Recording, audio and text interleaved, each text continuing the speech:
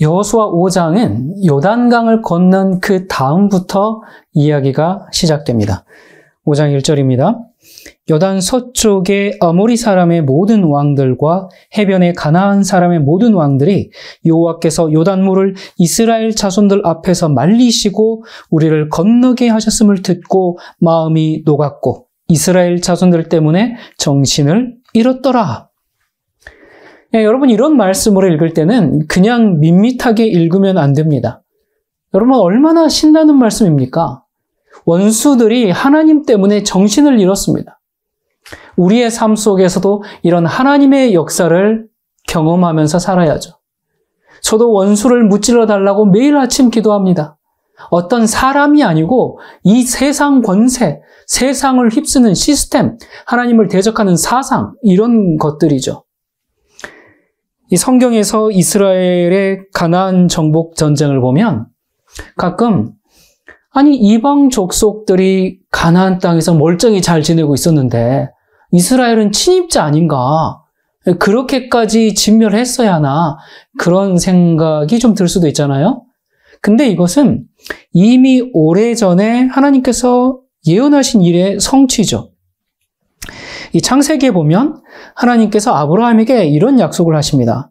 15장 16절. 내 자손은 4대 만에 이 땅으로 돌아오리니 이는 아모리 족속의 죄악이 아직 가득 차지 아니함이니라 하시더니, 여기 보니까 아모리 족속의 죄악이 가득 차면 무슨 일이 벌어진다는 겁니까? 이스라엘이 가나안으로 들어온다는 겁니다. 아직 안 찼으면 나중에 들어오는 거죠. 그러니까 이건 하나님께서 아모리 족속에 대해서 오래오래 참고 기다리고 인내하셨다는 뜻입니다. 그래서 그들의 죄악이 한계에 이를 때까지 심판을 유예하셨다는 의미죠. 이 아모리 족속을 포함한 이 가나안 족속들은 우상 숭배는 기본이고요. 어린 아이를 제물로 바치는 그 몰렉 숭배 사상이 편만에 있었고요.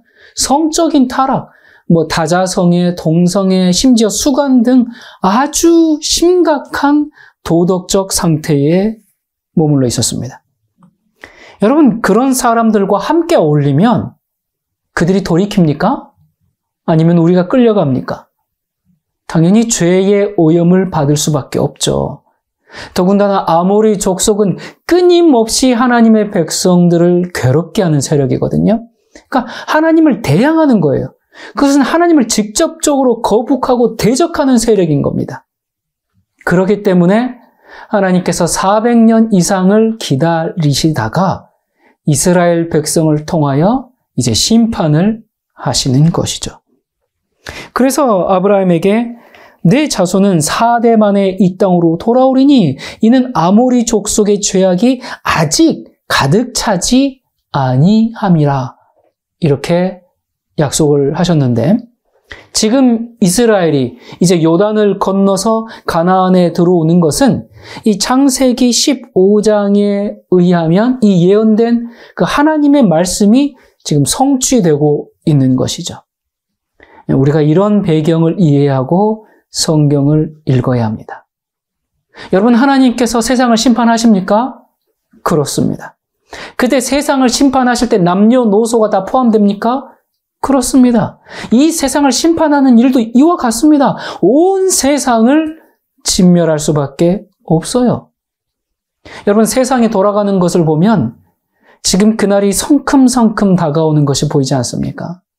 명백한 죄가 인권이라는 이름으로 포장되어 가지고 3, 4살 어린아이부터 사람은 태어나면서 성별이 결정되는 것이 아니라 자기가 선택하는 것이다, 그렇게 가르쳐지고 있습니다.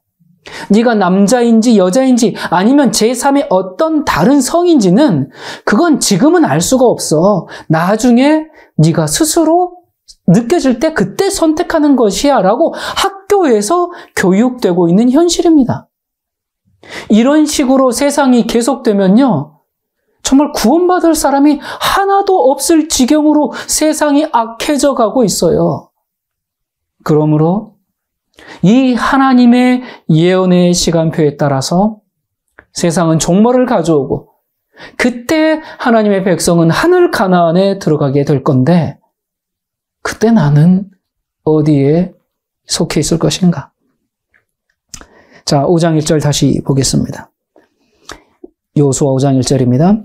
요단 서쪽의 아모리 사람의 모든 왕들과 해변의 가나안 사람의 모든 왕들이 여호와께서 요단물을 이스라엘 자손들 앞에서 말리시고 우리를 건너게 하셨음을 듣고 마음이 녹았고 이스라엘 자손들 때문에 정신을 잃었더라. 여기 보니까 아모리 사람의 모든 왕들과 가나안 사람들이 지금 정신을 잃고 놀라고 있는데 왜 그랬다 그래요? 여호와께서 요단 물을 이스라엘 자손들 앞에서 말리시고 우리를 건너게 하셨음을 듣고, 그러니까 요단강을 건넌 것은 이스라엘 백성이 싸움을 잘하고 지혜가 충만해가지고 다리를 건설하고 그런 게 아니라 하나님께서 역사하셔서 건넜음을 지금 밝히고 있죠. 내가 잘나서가 아니라 우리가 강해서가 아니라 하나님이 건너게 하셨습니다. 그래서 우리의 삶 속에서 우리가 무슨 성공을 하든지 이 인식을 절대 잊어버리면 안 되죠. 자, 그런 다음에 2절부터 요단강을 건넌 이스라엘 사람들에게 하나님께서 아주 이상한 명령을 하십니다. 특별한 명령도 아니고 아주 이상한 명령이에요. 자, 그게 뭔가? 여호수아 5장 2절부터 봅니다.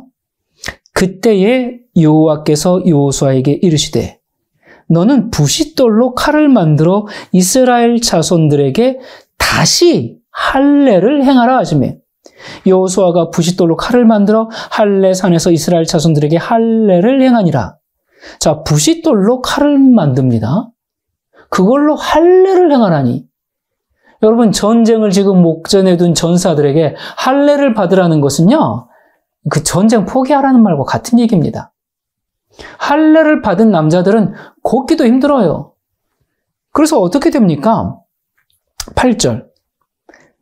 또 그 모든 백성에게 할례 행하기를 마침에 백성이 진중 각 초소에 머물며 낫기를 기다릴 때에, 낫기를 기다릴 수밖에 없습니다.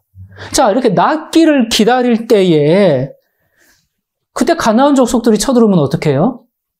지금 이스라엘 백성들의 이 상황이요, 창세기 34장의 그 세겜 족속의 남자들과 지금 비슷한 상황입니다. 그 창세기 34장에 무슨 일이 벌어집니까? 야곱의 딸 디나가 세겜성에 갔는데 그 세겜의 왕자가 디나를 보고 첫눈에 반해요. 그래서 반했으면 정식적으로 청혼을 하면 되는데 강간을 해버리죠. 그런데 그리고 나서 이제 모르쇠 하는 게 아니라 야곱에게 가가지고 디나와 결혼을 하게 해달라고 요청을 합니다. 이 디나와 결혼만 할 수 있다면 땅도 주고 예물도 주고 원하는 건 다 주겠다고 하면서 디나를 달라고 간청을 해요. 그러자 이 시몬과 레이가 여동생의 복수를 하려고 꾀를 냅니다. 뭐라고 합니까? 창세기 34장 15절 16절. 그런즉 이같이 하면 너희에게 허락하리라.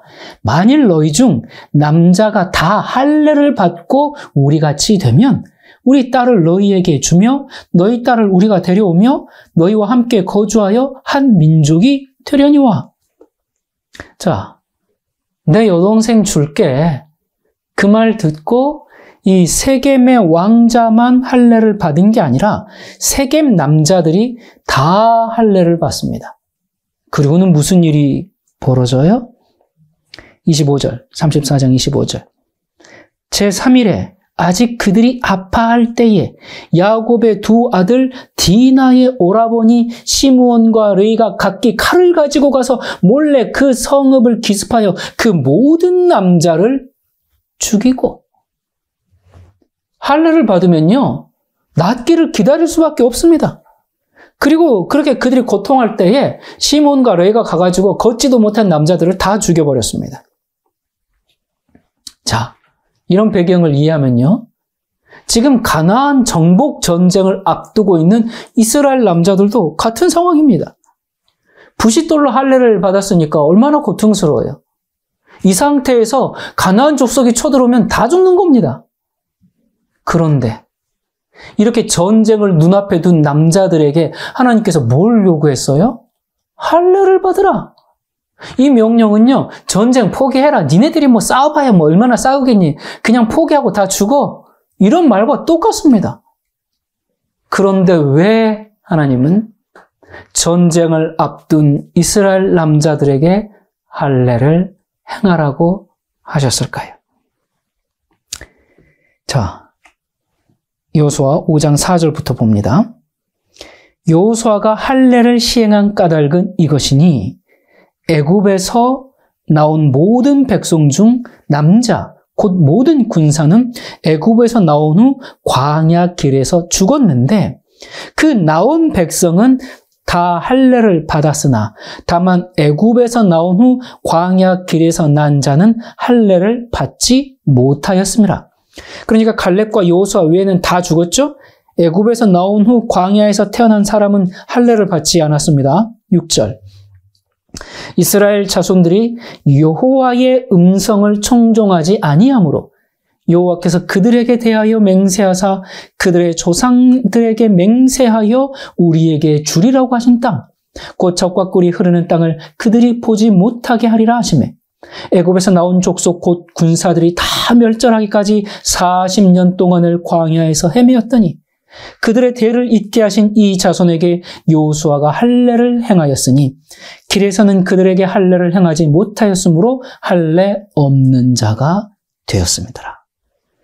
그러니까 할례 없는 자가 되었어요. 할례는 언약의 표징인데 할례 받지 않은 백성은 언약의 백성이 아닙니다. 그래서 2절에 다시 할례를 행하라. 이스라엘 백성들이 다 할례를 받고 광야로 나왔어요. 근데 1세대는 죽고 2세대가 가나안에 들어가야 하는데 그냥 쉽게 들어가는 게 아니라 전쟁을 하면서 들어가야 되잖아요.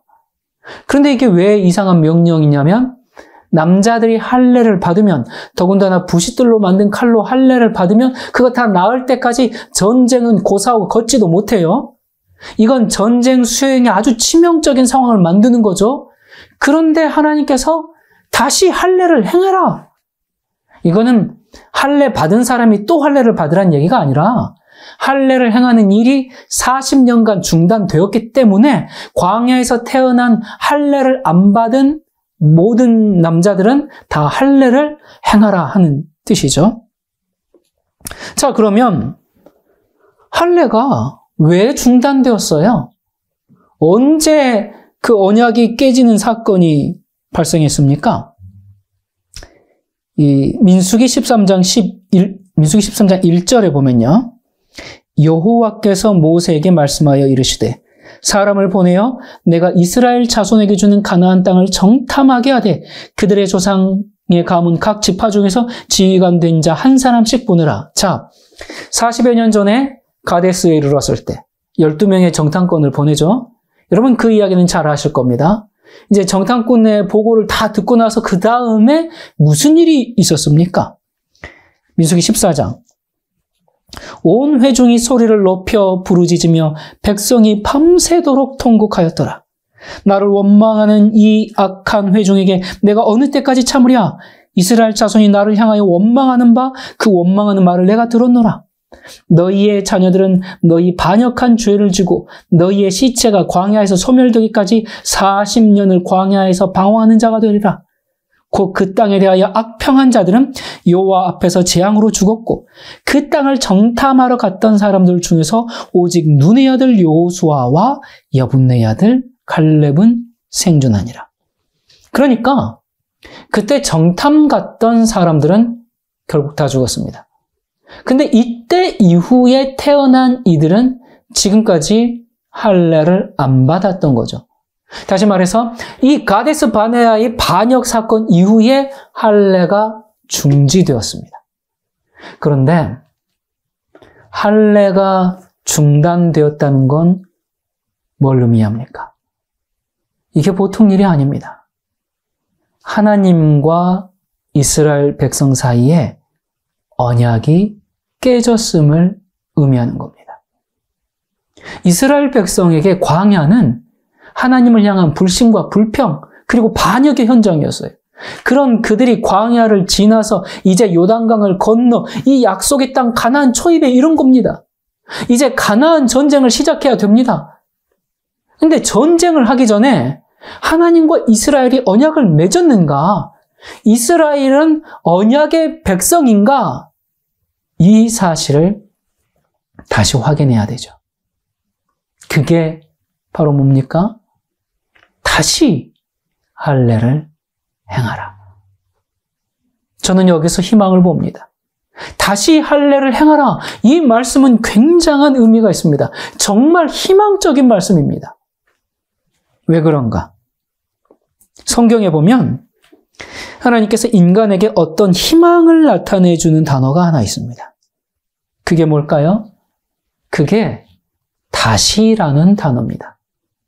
여러분, 성경의 이야기가 모두 다시 이야기입니다. 우리가 잘 아는 재림의 약속은 뭡니까? 요한복음 14장 1절부터 보면 너희는 마음에 근심하지 말라. 하나님을 믿으니 또 나를 믿으라. 내 아버지 집에 거할 곳이 많도다. 그렇지 않으면 너희에게 일렀으리라. 내가 너희를 위하여 거처를 예비하러 가노니 가서 너희를 위하여 거처를 예비하면 내가 다시 와서 너희를 내게로 영접하여 나 있는 곳에 너희도 있게 하리라. 다시 와서, 이게 한자로 표현하면 뭡니까? 다시 오다. 이걸 한자로 표현해서 두 글자로 줄인 게 재림 그러잖아요. 다시 오다라고 하는 말을 두 글자로 줄인 게 재림입니다. 또 계시록 10장 한번 볼까요? 10절. 내가 천사의 손에서 작은 2마리를 갖다 먹어버리니 내 입에는 꿀같이 다나 먹은 후에 내 배에서는 쓰게 되더라. 그가 내게 말하기를 내가 많은 백성과 나라와 방언과 임금에게 다시 예언하여야 하리라. 어떻게 예언해요? 다시 예언한다. 여러분, 계시록 10장의 배경이 뭡니까? 간절히 재림을 기다렸는데 주님께서 오시지 않아요. 그래서 백성들이 쓰디쓴 실망을 겪게 되는 그 재림운동 사건이죠. 그렇게 희망을 잃어버리고 있을 때 다시 예언하리라. 얼마나 좋은 표현입니까? 또 성경에서 의인을 뭐라고 정의합니까? 성경이 의인을 뭐라고 정의해 주는가? 잠언 24장 16절. 대저 의인은 7번 넘어질지라도 다시 일어나려니와 악인은 재앙으로 말미암아 엎드러지니라. 다시 일어납니다. 그러니까 성경이 정의하고 있는 의인은 다시에 있습니다.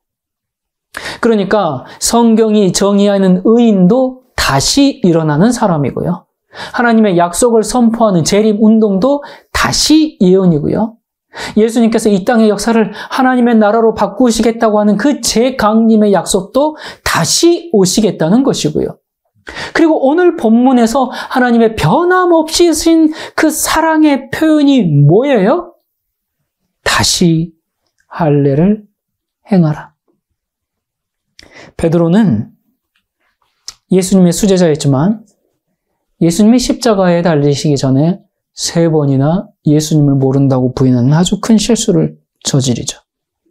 그 일 후에 베드로가 큰 절망과 자책에 빠졌어요. 그러나 부활하신 예수님이 그를 찾아오셔서 네가 나를 사랑하느냐?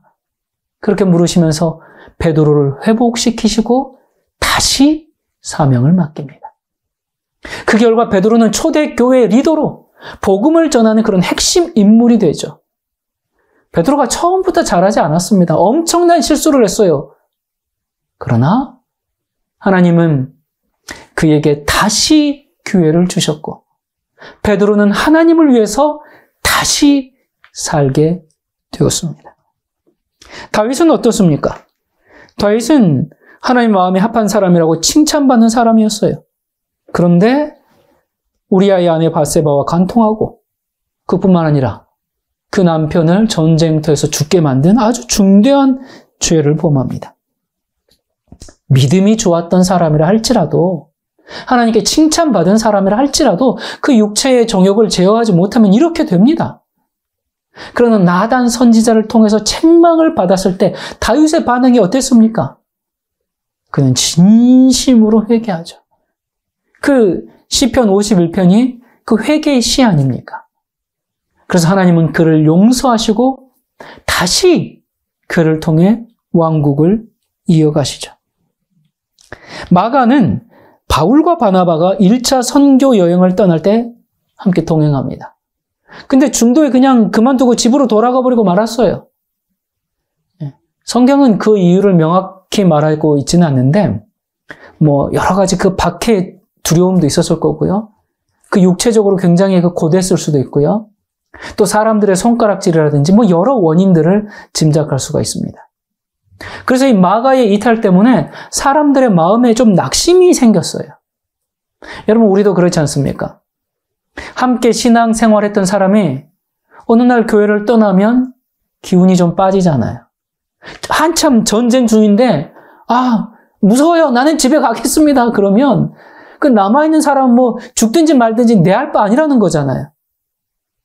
그래서 바울이 2차 선교 여행을 떠나려 갈 때, 가려고 할 때, 바나바가 마가를 데려갑시다. 그렇게 제안하는데, 바울이 아주 강하게 반대를 하죠. 하지만, 바나바가 마가에게 다시 기회를 주고, 그래서 바나바가 마가를 데려가고, 이후에 마가의 믿음은 굉장히 굳건해지고 성숙해졌죠.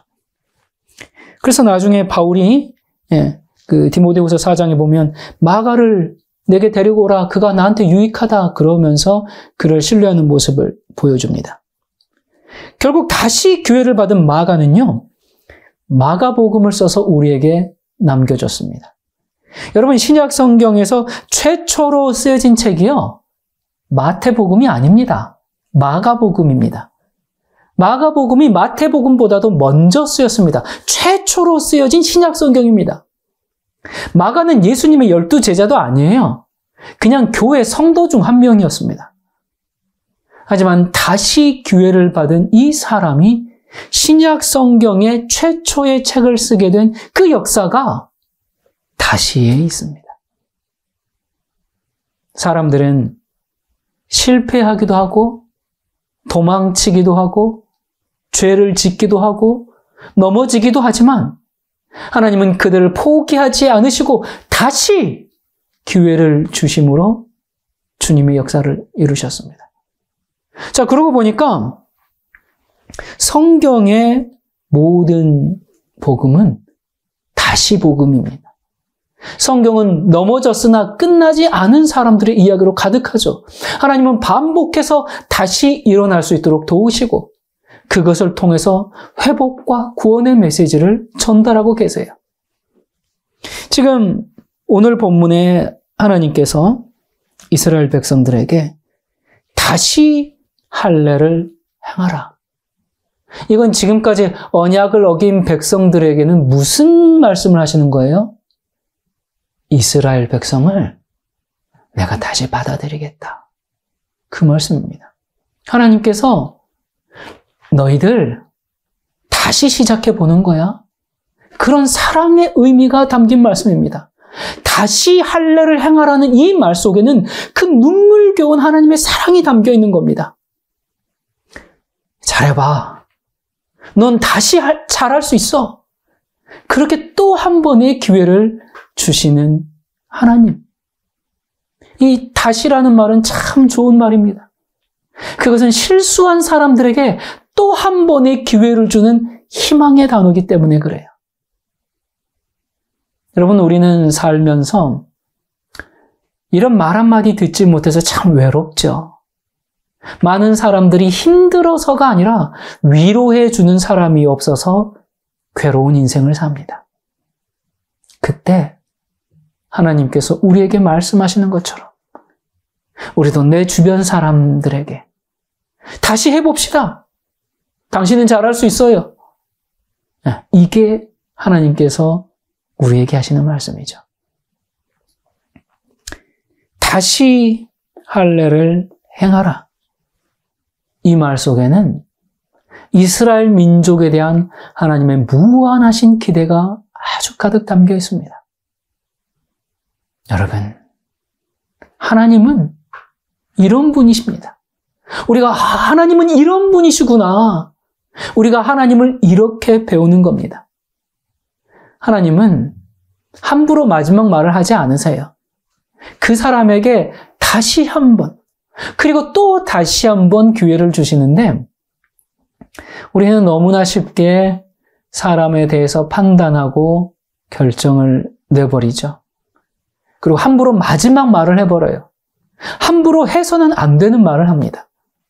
참 우리가 뭐라고 그러는지.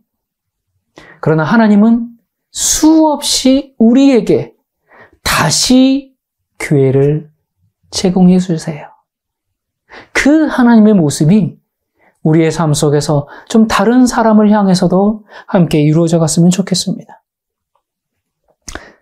자, 여호수아 4장에서 이스라엘 백성들이 요단강을 건넜고요. 6장에서 가나안 정복 전쟁을 시작해야 됩니다. 그런데 그 4장과 6장 사이에 지금 5장이 있습니다.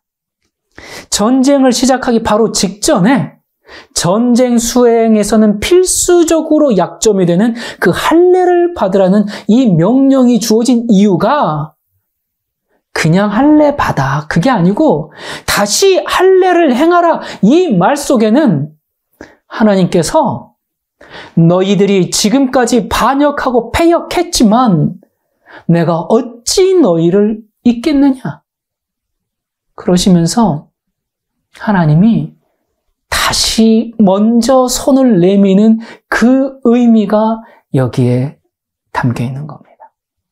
하나님이 지금 손을 내밀고 계세요.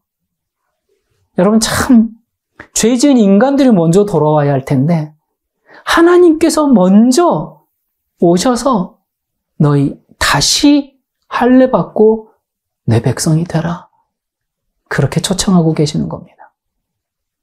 요단강을 건너는 것도 하나님의 은혜, 할례를 주시는 것도 하나님의 은혜인 거죠. 할례는 이렇게 하나님과 언약을 체결하는 겁니다.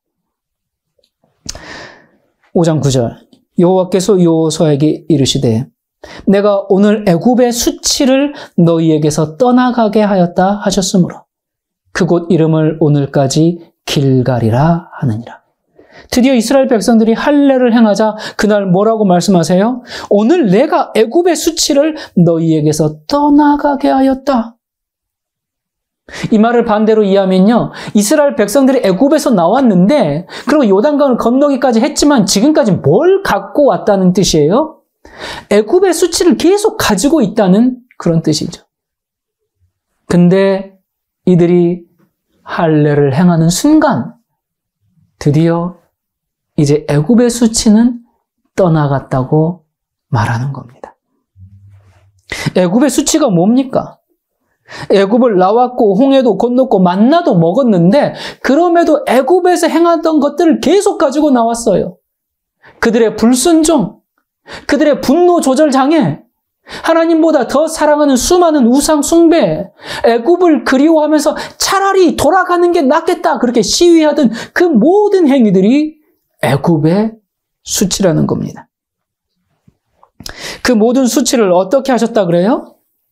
떠나가게 하셨다. 그래서 할례를 행했던 그곳 이름을 뭐라고 했어요? 길갈이라고 했는데요. 여러분, 길갈 발음해 보니까 발음이 어떻게 들려요? 길갈. 혀가 막 굴러가죠? 그래서 이 길갈이라는 말의 뜻은요, 굴러갔다라는 뜻입니다. 그러니까 뭐가 굴러가요? 수치가 굴러갔다라는 뜻으로 길갈이라고 명명합니다. 이스라엘 백성들은 지금까지 할례 없는 백성이 되었어요. 여러분, 할례를 받지 못하면 어떻게 되는가? 여기 레위기 19장 23절에 보니까 너희가 그 땅에 들어가 각종 과목을 심거든 그 열매는 아직 할례 받지 못한 것으로 여기되 곧 3년 동안 너희는 그것을 할례 받지 못한 것으로 여겨 먹지 말 것이요. 그러니까 여기 못 먹는 과일을 뭐라고 불러요? 할례 받지 않은 과일. 이렇게 표현했습니다. 그만큼 하나님과의 언약 관계가 없다는 뜻입니다. 다윗이 골리앗을 향해서 뭐라 그럽니까? 이 할례 받지 않은 사람, 그렇게 얘기하잖아요. 그런데 바로 이때 할례를 받으라고 하신 이 하나님께서 다시 한번 이스라엘을 하나님의 백성으로 인정하시고 언약의 관계를 회복하겠다는 것을 나타내 주는 거죠. 자, 이렇게 할례를 행함으로 언약 관계를 맺은 후에 무슨 일을 하는가? 5장 10절. 또 이스라엘 자손들이 길갈에 진쳤고 그달 14일 저녁에는 여리고 평지에서 유월절을 지켰으며. 여러분, 길갈이 지금 이제 가나안 입성을 앞두고 있는 마지막 진을 친 곳이거든요. 이 출애굽을 하면서 여러 곳에 진치고 떠나고 했잖아요. 그리고 여기가 마지막 진입니다. 그래서 이곳에서 이제 다시 언약을 새롭게 하고 가나안으로 들어가는 겁니다. 여기가 가나안 정복 전쟁의 본부가 이제 되는 거거든요. 근데 할례를 받았던 길갈의 진을 치고 그달 14일 저녁은 무슨 날입니까? 유월절이죠. 11절. 유월절 이튿날에 그 땅에 소사물을 먹되 그날에 무교병과 볶음곡식을 먹었더라. 또 그 땅에 소사물을 먹은 다음 날에 만나가 그쳤으니 이스라엘 사람들이 다시는 만나를 얻지 못하였고 그 해에 가나안 땅의 소출을 먹었더라. 아, 여기 보니까 여기 이 길갈 진에서, 마지막 진에서 만나를 마지막으로 먹었습니다. 그리고 유월절을 지켰다고 그랬는데 이 유월절은 무슨 의미가 있습니까? 출애굽기 13장 3절에 보면 모세가 백성에게 이르되 너희는 애굽 곧 종되었던 집에서 나온 그 날을 기념하여 유교병을 먹지 말라. 여호와께서 그 손의 권능으로 너희를 그곳에서 인도해 내셨음이니라.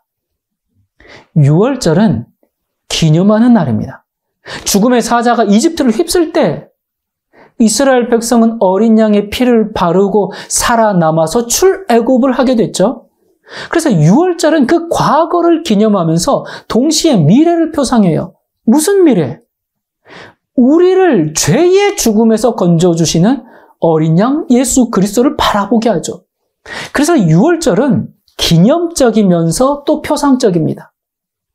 이스라엘 백성들이 가나안 땅에 들어가면 그의 조상들이 그 애굽에서 나왔던 것을 자기들이 다 죽었어야 되는, 처음 난 모든 장자들은 다 죽었어야 되는데 어린 양이 대신 죽음으로 그 피를 바름으로 다 살아났던 것을 기억하면서 그걸 기념함과 동시에 그 유월절을 지키면서 그 유월절 어린 양 궁극적으로 우리를 죄에서 구원해 주시는, 애굽에서 구원해 주신 것처럼 이젠 죄에서도 구원해 주시는 예수 그리스도를 바라봐야 하는 거죠.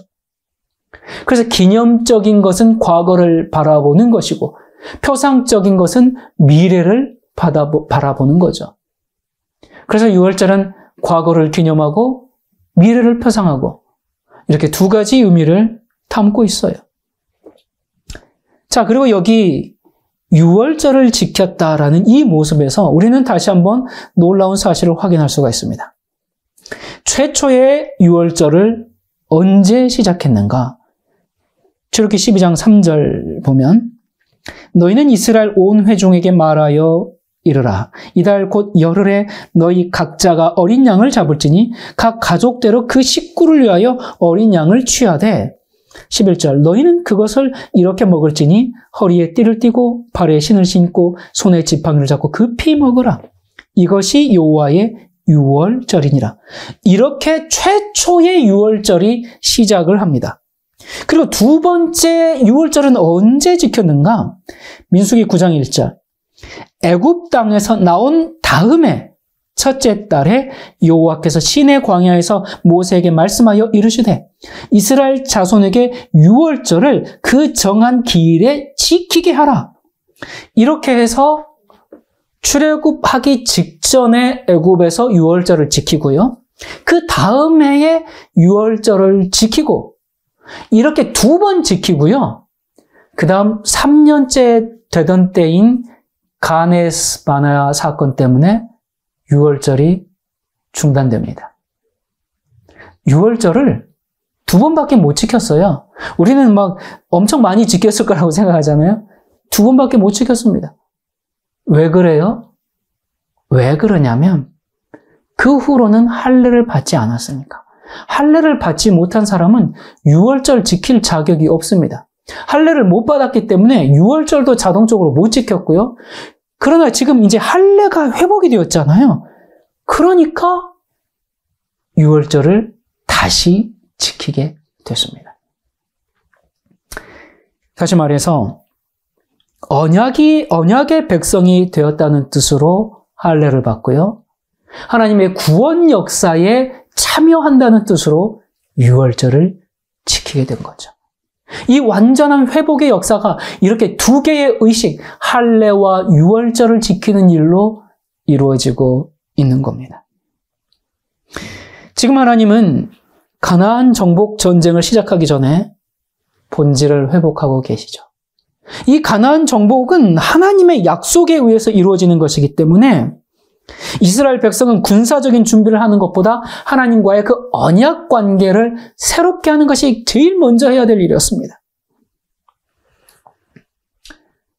이 마지막 시대를 사는 여러분, 우리도 영적 전쟁 중이고 하늘 가나안 입성을 지금 앞두고 있죠. 그 하늘 가나안 그 입구 초입에 지금 우리가 와 있습니다. 우리는 영적 할례, 마음의 할례를 받아서 하나님과의 그 언약 관계를 깊이 이루어야 하고 그 유월절의 실체이신 예수 그리스도를 의지하면서 비록 우리가 이 땅에 살지만 이미 하늘에 사는 것과 같은 그런 경험이 늘 우리에게 필요한 거죠. 우리 오늘 다시 마음의 할례를 받읍시다. 우리 오늘 다시 그리스도 때문에 살게 된 유월절을 기억합시다. 그래서 우리에게서 수치가 물러나게 합시다. 실패했고 도망쳤고 죄를 졌고 넘어지기도 했지만 하나님은 여전히 나를 포기하지 않으시고 다시 기회를 주고 계심을 믿음으로 우리가 정말 그리스도인으로 살아가는 이 믿음의 여정이 복되게 합시다. 기도하겠습니다. 은혜로우신 하나님 아버지, 우리를 포기하지 않으시고 다시 기회를 주셔서 감사합니다. 우리가 다시 일어날 수 있도록 지금도 도우시는 하나님 아버지, 하나님의 지극한 은혜와 사랑의 음성이 오늘도 저희에게 필요합니다. 잘해봐. 넌 잘할 수 있어. 다시 시작해보는 거야. 이 사랑의 말씀으로 우리가 다시 일어섭니다. 우리가 마음의 할례를 받아 하나님과 언약 관계를 든든히 맺고 그리스도의 십자가의 보혈로 하늘까지 인도해 주시옵소서. 사랑이신 예수 그리스도 이름으로 간절히 기도드립니다. 아멘.